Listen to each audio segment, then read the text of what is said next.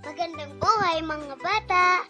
Tara, samahan ninyo akong matuto kasama si Teacher Aika, your online teacher. Please don't forget to subscribe, like, share, and hit the notification bell for more videos. Thank you! Matatag Curriculum, GMRC, Grade 4, Quarter 3, Aralin 3. Ang ating paksa ngayong araw ay tungkol sa iba't ibang paraan ng pagtitipid at pag-iimpok na nakatuon sa pagtulong sa kapwa. Ako si Teacher Aika, ang inyong online teacher. Simulan na natin. Mga kasanayan at layunin. Nakapagsasanay sa pagiging matipid sa pamamagitan ng pagtatabi ng mga bahagi ng baong pera o allowance o gamit na ayon sa kakayahan na maaaring makatulong sa sarili o kapwa sa panahon ng pangangailangan. Una, na ipahahayag ang ugnayan ng sariling pagtitipid at pag-iimpok sa pagtulong sa kapwa. Ikalawa, na ipaliliwanag na ang pagtitipid at pag-iimpok para makatulong sa kapwa ay mahalagang disiplinang pansarili na dapat linangin upang matugunan ang pangangailangan ng sarili at kapwa sa takdang panahon. Ikatlo, na ilalapat ang mga paraan ng pagtitipid at pag-iimpok na nakalaan para sa sarili at kapwa. Mga nilalaman. Iba't ibang paraan ng pagtitipid at pag-iimpok na nakatuon sa pagtulong sa kapwa. Unang araw. Maikling balik-aral, PSP, problema, solusyon at pangungusap. Talakayin ang balik-aral na paksa, kahalagahan ng kapwa sa pamilya. Ang problema, ano ang mga suliranin sa loob ng pamilya sa pagtulong sa kapwa? Magbigay ng solusyon, pangungusap, at tatak o impact.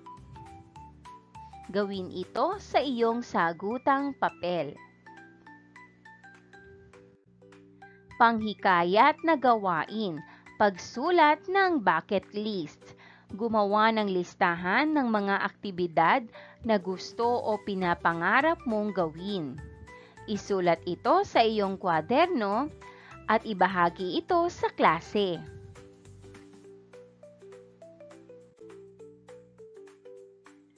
Aral na lilinangin.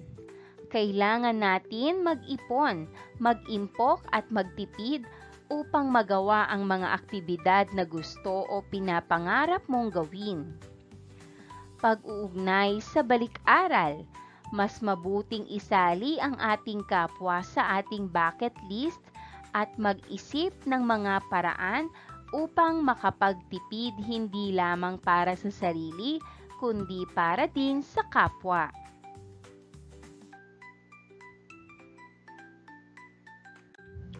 Paglinang sa kahalagahan sa pagkatuto sa aralin. Hanap, usap, kalap. Gawin ang sumusunod. Paghahanap. Maghahanap isa-isa ng kamag-aral na magkakapareha. Isulat ang pangalan ng kamag-aral at ang kanyang lagda. Pag-uusap. Pagbabahagi ng mga pamamaraan sa pagtitipid at pag-iimpok. Isulat ang aking pamamaraan ng pagtitipid o pag-iimpok. Kalap, kakalapin ang mga sagot upang makita ang mga pamamaraan ng pagtitipid at pag-iimpok. Dito naman ilalagay ang napagpasyahan na output. Paghawa ng bokabularyo sa nilalaman ng aralin. Pisara ng pagkakaisa. Mula sa natutuhan sa mga nakalap na impormasyon tungkol sa pagtitipid at pag-iimpok, magbabahagi ang lahat ng mag-aaral ng kanilang karanasan ng pagtitipid. Pagtitipid tungkol sa pagkain, pera, oras, lakas at iba pa. Isusulat ang karanasan sa pagtitipid sa maliit na papel. At ito ay may pamagat na ang aking karanasan sa pagtitipid. Ikalawang araw. Kaugnay na paksa bilang isa, layunin ng sariling pagtitipid at pag-iimpok. Pagproseso ng pag-unawa, tala kaalaman, sagutin ang mga tanong. Bakit ako nagtitipid ngayon?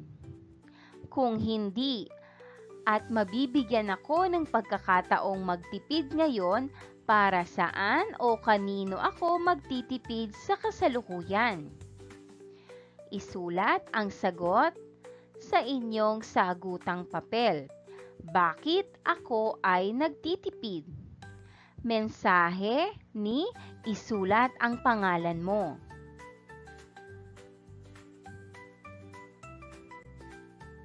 Narito naman ang rubrics para sa pagsusuri.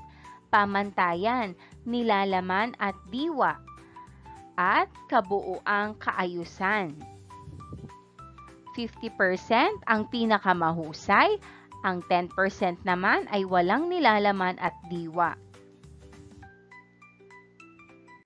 Buhay, tanong, sagot. Number 1, si Mariano Cue, tagapagtatag ng mercury drug, ay ginamit ang kanyang kaalaman sa mga parmasyutiko.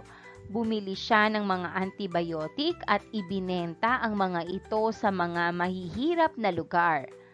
Ang natipid niyang 100 pesos ay ginawang puhunan at gumawa ng kariton na nagbibigay daan sa kanya na magbenta ng higit pang mga antibiotic at maabot ang mas maraming lugar.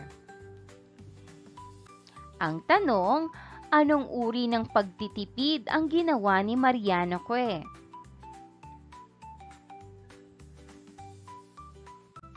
Number 2, si Socorro Ramos na kilala ng marami bilang Nanay Coring at isa sa nagtatag ng National Bookstore, ay dating nagbabalat ng papel mula sa mga itinapong sigarilyo para lamang kumita ng 5 sentimo. Naging isang sales girl sa isang bookstore at natutuhan niya ang mga gawain ng negosyo. Ang tanong, anong uri ng pagtitipid ang ginawa ni Socorro Ramos? Paglalapat at pag-uugnay. Ipakita ang chart ng awit na magtipid. Awitin ito sa himig ng Leron-Leron Sinta. Babasahin ko ang awitin. Pamagat, magtipid, mula sa aralin ni De La Cruz at Quijano. Bata, magtipid ka, buhay mo'y gaganda. Pera'y mahalaga, ingat sa paggasta.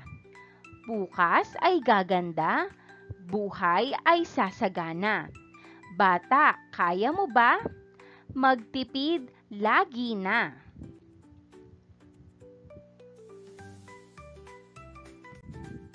Muling awitin ang awit kasabay o kasama ang inyong guro. Pagkatapos, ipaulit sa mga bata ang mga linya ng awitin. Sagutan natin ang mga sumusunod na tanong. Una, tungkol saan ang awit? Ikalawa, ayon dito, ano ang mangyayari sa buhay kung magtitipid? Sa bukas o kinabukasan? Ikatlo, Ano ang itinatanong sa awit? Ika-4, ano ang iyong magiging sagot?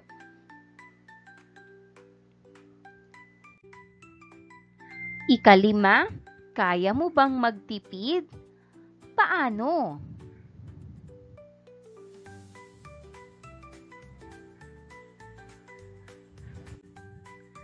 Ika-3 araw. Kaugnay na paksa bilang 2, pagtitipid at pag-iimpok bilang disiplinang pansarili.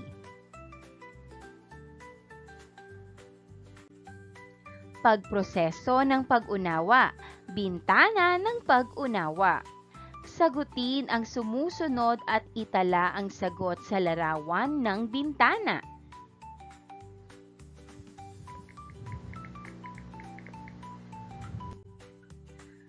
Realisasyon. Ano ang iyong naranasang hadlang sa pagtitipid at pag-iimpok? Emosyon.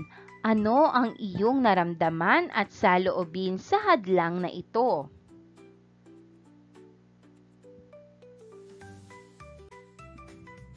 Integrasyon.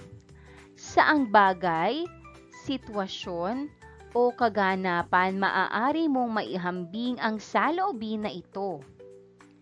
Aksyon. Ano ang iyong imumungkahi upang matugunan ang mga hamon at hadlang sa pagtitipid at pag-iimpok? Gawin ito sa iyong sagutang papel. Pinatnubayang pagsasanay, sitwasyon, muni, sagot o SMS.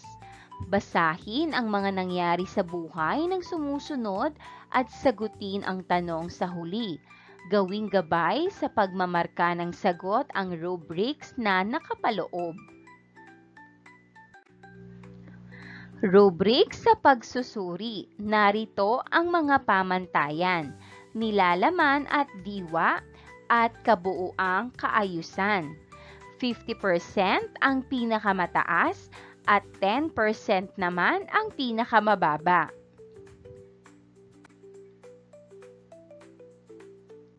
Unang sitwasyon, ang magsasapatos. Sa kanyang bahay lamang ang paggawaan ng sapatos, tsinelas at sinturon ni Mang Ben. 5 tao ang inuupahan niyang manggagawa. Matyaga niyang sinusuri at tinitingnan ang bawat sapatos, tsinelas o sinturon. Sinusuri niya kung tama ang pagkakatahi at pagkakadikit ng mga bahagi.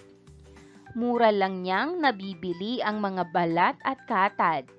Ang pinagtabasan ng katad para sa sapatos ay ginagamit sa paggawa ng tsinelas. At ang natitira ay ginagawa ng paraan upang mabuong sinturon. Sa lahat ng pagkakataon, kung makatitipid ay nagtitipid si Mang Ben. Kaya naman, mababa na ang halaga ng produkto nila, matibay pa. Dahil sa mataas na kalidad ng mga sapatos, tsinelas at sinturon ni Mang Ben, marami siyang customer sa tindahan. Ikalawang sitwasyon, ang manggagawa ng kakanin. Maagang nabiyuda si Aling Merang, 2 ang kanyang anak, kaya sa kanya nakaatang ang responsibilidad sa pagpapalaki at pagpapaaral ng mga ito. Ginamit niya ang kahusayan sa pagluluto ng suman, puto at biko. Umupa siya ng maliit na espasyo sa palengke at doon siya nagtinda ng mga kakanin. Lahat ng paraan ng pagtitipid ay ginagawa niya. Naghahanap siya ng mabibilhan ng murang malagkit, niyog at asukal na ginagamit niya sa paggawa ng kakanin. Noong buhay pa ang asawa, mahilig siyang manood ng sine. Ngayon ay di na siya nanonood upang makatipid. Sa TV na lang siya nakakapanood ng mga palabas.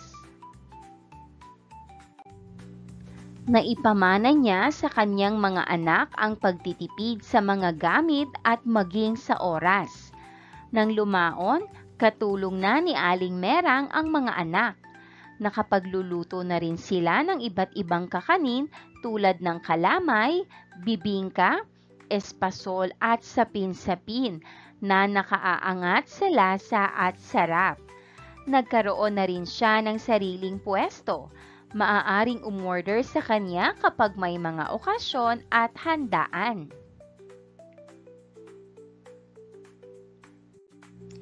Narito ang mga gabay na tanong. Una, paano naipakita ang katangiang pagtitipid sa dalawang sitwasyon? Ipaliwanag. Maaaring sagot, si Mang Ben ay gumagamit ng pinagtabasang katad para sa iba pang produkto. Si Aling Merang ay bumibili ng murang sangkap at hindi na nanonood ng sine. Ikalawa, namamana rin ba ang pagtitipid o katangian sa pagtitipid? Bigyan ng katwiran ang sagot. Maaaring sagot, oo, natutunan ng mga anak ni Aling Merang ang pagtitipid sa gamit, oras at pera. Paglalapat at pag-uugnay, pagmumuni-muni. Sa pagtitipid at pag-iimpok bilang disiplinang pansarili, sumasang-ayon ka ba o hindi sa sumusunod na pangungusap? Lagyan ng check ang hanay na nagpapahayag ng iyong saloobin tungkol sa mga sumusunod. Una, ang pagtitipid ay isang gawaing magagawa natin sa abot ng ating makakaya. Sang-ayon o di sang-ayon? Ikalawa, kailangan nating magtipid para sa kinabukasan. Sang-ayon o di sang-ayon? Ikatlo, mahalaga ang pera kaya dapat maging maingat sa paggasta. Sang-ayon o di sang-ayon? Ikaapat, magkakaipon kung magtitipid. Sang-ayon o di sang-ayon? Ikalima, gaganda ang kinabukasan kung bibili ng mga bagay na hindi kailangan. Sang-ayon o di sang-ayon? Kaugnay na paksa bilang 2, mga pamamaraan ng pagtitipid at pag-iimpok na nakalaan para sa sarili at kapwa. Pagproseso ng pag-unawa, checklist.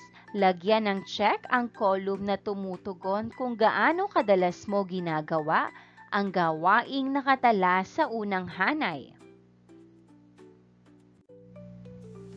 Narito ang mga gawain. Sabihin lamang kung palagi, madalas, o paminsan-minsan mo lamang itong ginagawa. Una, pinapatay ang ilaw kung matutulog na. Ikalawa, iniiwasan ang madalas na pagbubukas at pagsasara ng refrigerator. Ikatlo, pinapatay ang telebisyon kung nagkukwentuhan. Ikaapat, tinatanggal sa saksakan ang electric fan kung aalis at kung hindi gagamitin. At ikalima, hindi na ginagamit ang washing machine kung mga panyo at maliliit na bagay lamang ang lalabhan.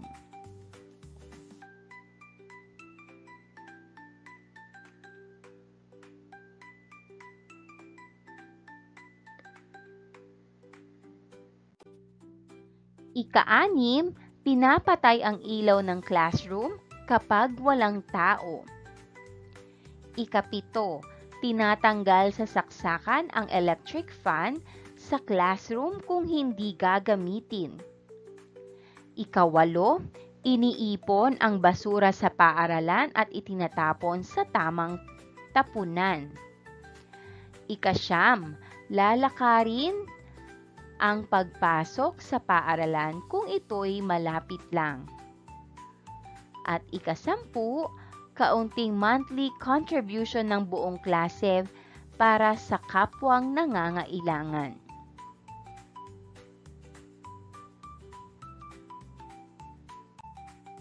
Pinatnubayang pagsasanay, buhay, tanong, sagot or BTS. Alin sa mga katangiang nasa loob ng parihabang kahon ang di kanais-nais na pamamaraan ng pagtitipid at pag-iimpok? Paano makatutulong ang mga kanais-nais na katangian sa pagtitipid at pag-iimpok? Isulat sa patlang ang mga tamang sagot. Narito ang mga pagpipilian. Magastos, mainipin, makupad kumilos, malakas ang loob, masipag, matiisin, matyaga, may bisyo, pabaya, takot sa responsibilidad, tamad, walang hilig sa gawain, walang malasakit sa kapwa, walang sistema, at walang tiwala sa sarili. Isulat lamang ang mga kanais-nais na katangian at ang di kanais-nais na katangian para sa mga patlang. Gawin ito sa inyong kwaderno.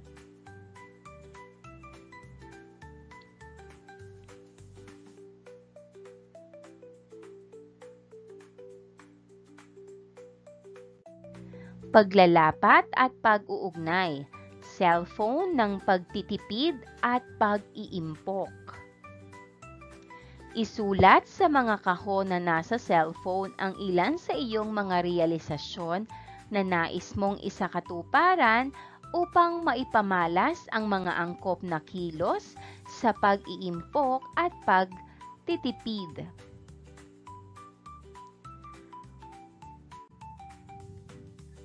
Stop. Stop para sa mga gawaing nais mong itigil. Pause. Para sa mga gawaing nais mong pag-isipan o pagnilayan kung aalisin mo o ipagpapatuloy mo. Play. Para sa mga gawaing nais mong ipagpatuloy sa kasalukuyan. At next, para sa mga aksyon o plano mo panggawin para ikaw ay makatipid at makapag-impok.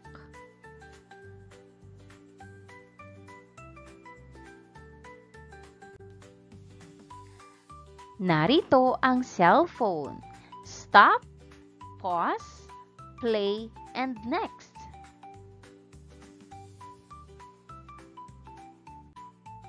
Ika-4 na araw.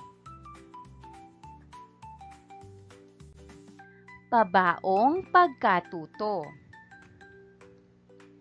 Ganyakin ang mga mag-aaral sa pagkanta ng Batang Matapat Mag-impok. Sa himig ng Leron Leron Sinta.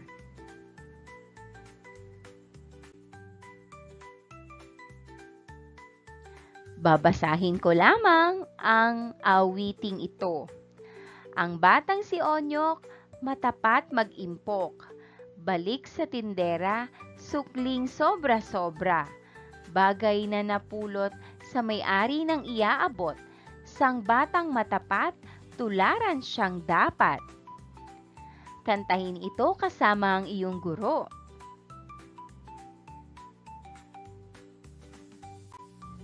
Panuto, lagyan ng check ang column na pangyayaring angkop sa iyo.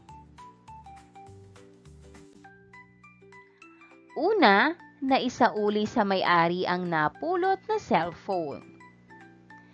Ikalawa, naibalik sa tindera ang sobrang sukli. Ikatlo, ibinalik sa magulang ang sumobrang baong pera. Ika-4, ibinigay sa may-ari ang napulot na pitakang may pera.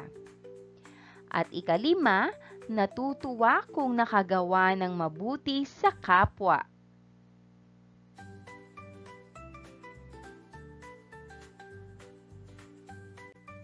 Pagninilay sa pagkatuto, magbigay ng kalutasan sa sumusunod na sitwasyon. Una, nakapulot ka ng payong sa kantina. Hindi mo kilala ang may-ari nito. Ano ang gagawin mo? Maaaring sagot, tanungin mo ang mga tao sa paligid kung may nawawala silang payong. Ikalawa, pera ang ibinigay sa iyo na gantimpala ng may-ari ng perang napulot mo. Paano mo ito gagastusin? Maaaring sagot, magpasalamat sa may-ari at gamitin ang pera ng may mabuting layunin.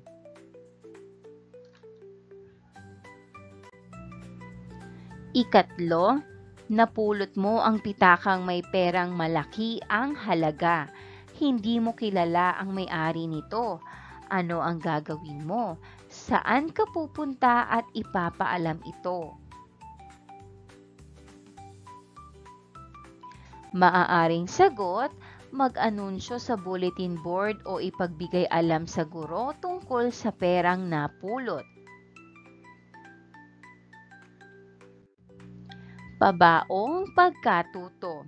Sabihin ang tama kung ikaw ay sumasang-ayon o mali kung hindi sumasang-ayon kung ang sumusunod ay mga pamamaraan ng pagmamalasakit sa kapwa sa iba't ibang kalagayan o tungkulin ng pamilya sa kapwa.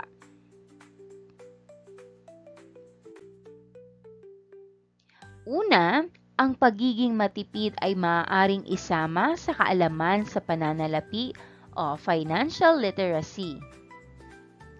Ang sagot, tama. Ikalawa, ang pagtitipid at pag-iimpok ay limitado lang sa pag-iipon ng pera. Ang sagot, mali. Ikatlo, ang pagtitipid at pag-iimpok ay mahalagang disiplinang pansarili na dapat linangin upang matugunan ang pangangailangan ng sarili at kapwa sa takdang panahon. Ang sagot, tama. Ikaapat, ang pagtitipid ay isang gawaing magagawa natin sa abot ng ating makakaya. Ang sagot, tama. Ikalima, ang pagtitipid ay maaaring makatulong sa sarili o kapwa sa panahon ng pangangailangan. Ang sagot, tama. Ika-anim, gaganda ang kinabukasan kung bibili ng mga bagay na hindi kailangan. Ang sagot, mali.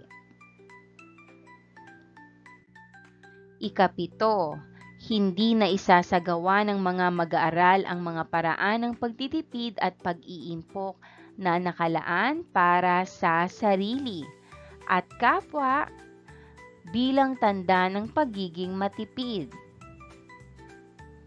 Ang sagot, mali.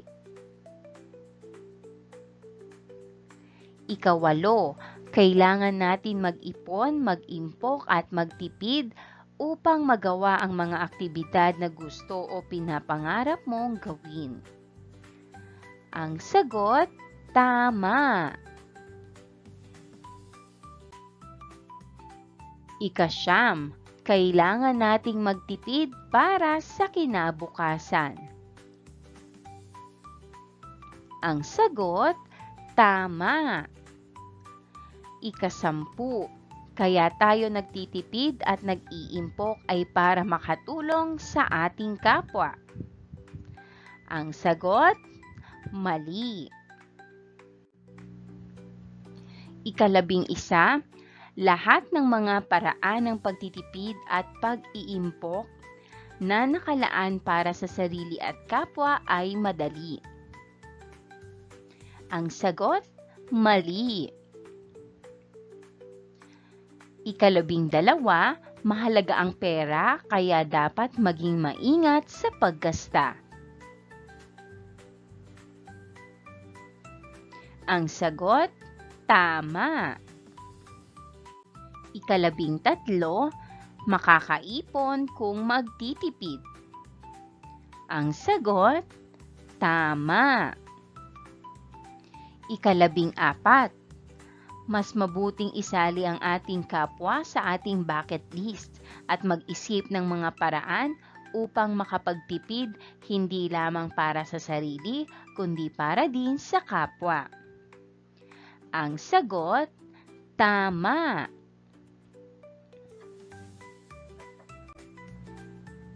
15, may mga hadlang na maaaring maranasan sa pagtitipid at pag-iimpok. Ang sagot, tama. 16, may ugnayan ng sariling pagtitipid at pag-iimpok sa pagtulong sa kapwa. Ang sagot, tama.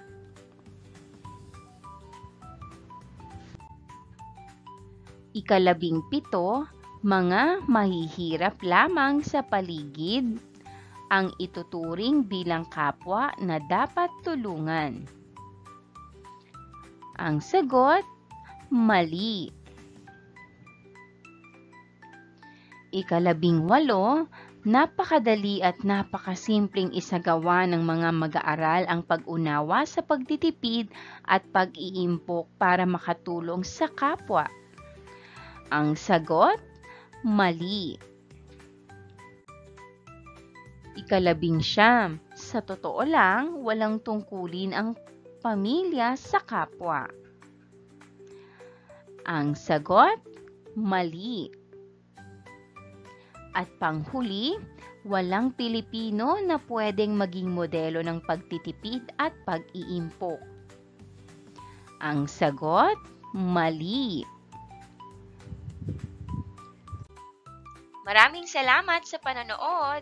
Huwag kalimutang i-like at mag-subscribe para sa higit pang educational content. I-click ang bell icon para ma-update ka sa ating mga bagong video. Salamat!